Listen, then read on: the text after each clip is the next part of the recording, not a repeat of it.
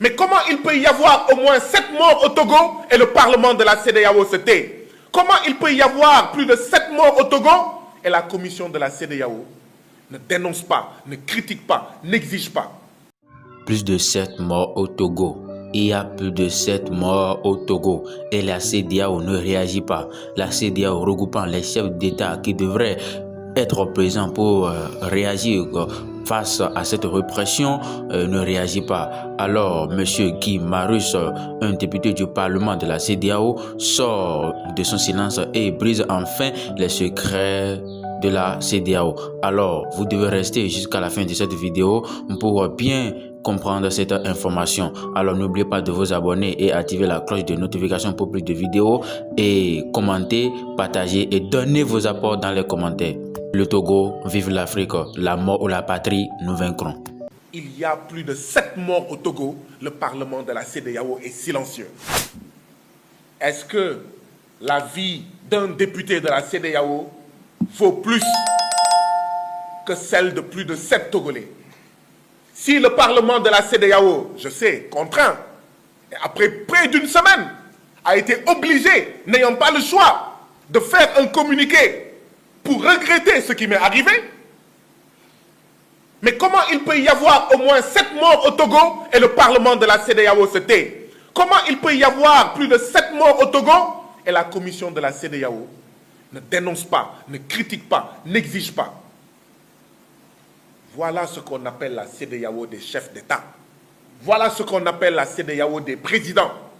Parce que ce communiqué de la commission de la CEDEAO, ce n'est pas la CEDEAO des peuples. C'est une CEDEAO qui est complice d'un dictateur qui s'appelle Faure Gnassingbé.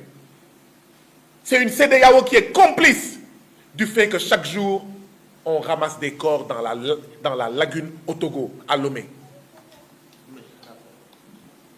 C'est tout simplement inacceptable. C'est tout simplement scandaleux.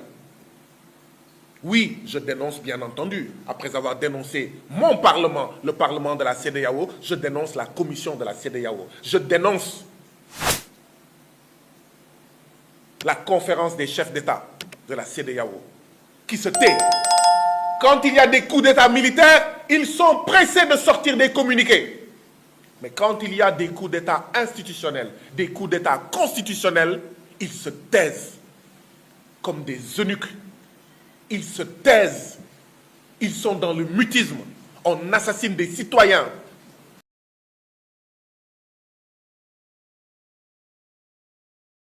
Je préfère rater la cérémonie de clôture d'une activité du Parlement de la CEDEAO qui se tient présentement dans un hôtel et être ici parce que c'est ici la place du Parlement de la CEDEAO.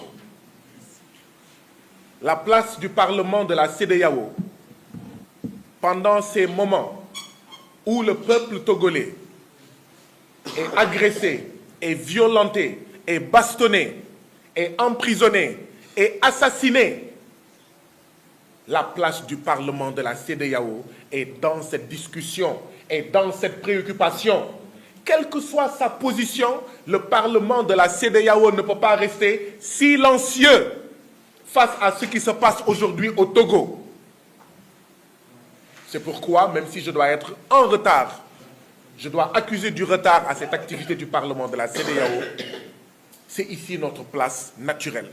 Et bien sûr, j'en profite pour dénoncer le silence complice du Parlement de la CEDEAO.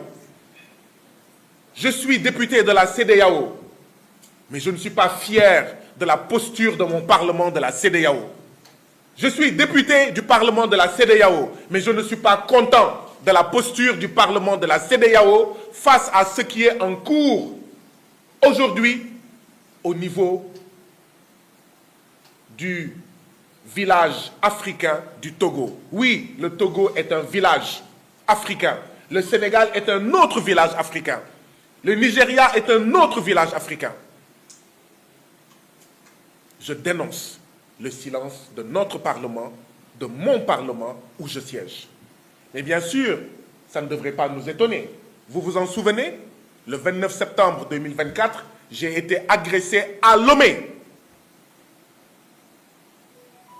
lors d'une conférence organisé par des forces vives du Togo, qui m'avait invité, qui avait sollicité à me rencontrer pour m'expliquer la situation au Togo. C'était en septembre 2024, 29 septembre.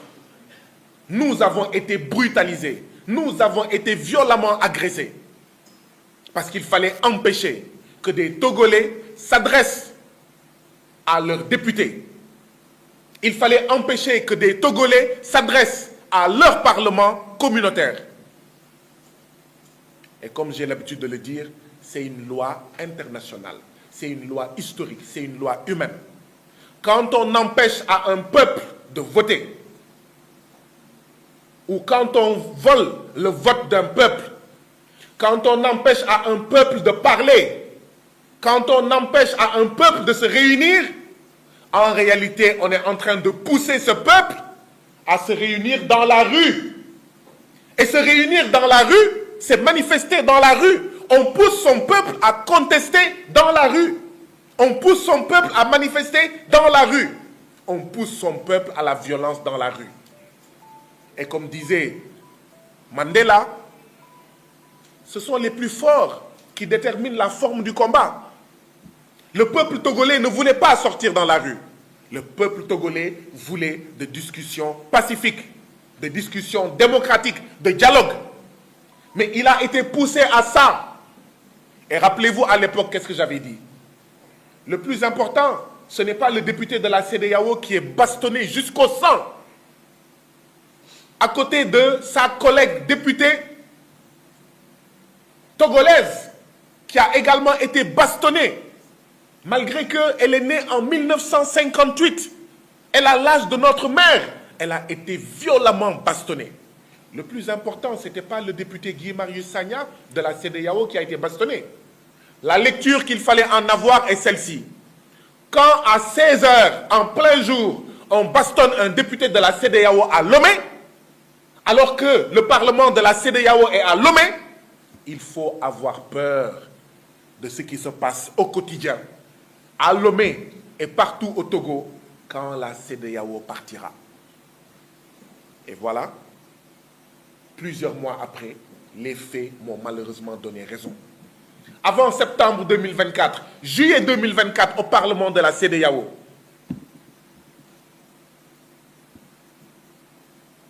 j'ai critiqué la situation au Togo. Vous vous rappelez des vidéos?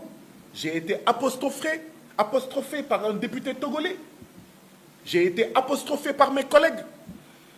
Savez-vous que depuis juillet 2024, le bureau du Parlement de la CEDEAO a suspendu la retransmission en direct des sessions du Parlement de la CEDEAO, tout simplement pour ne pas montrer ce que je dis.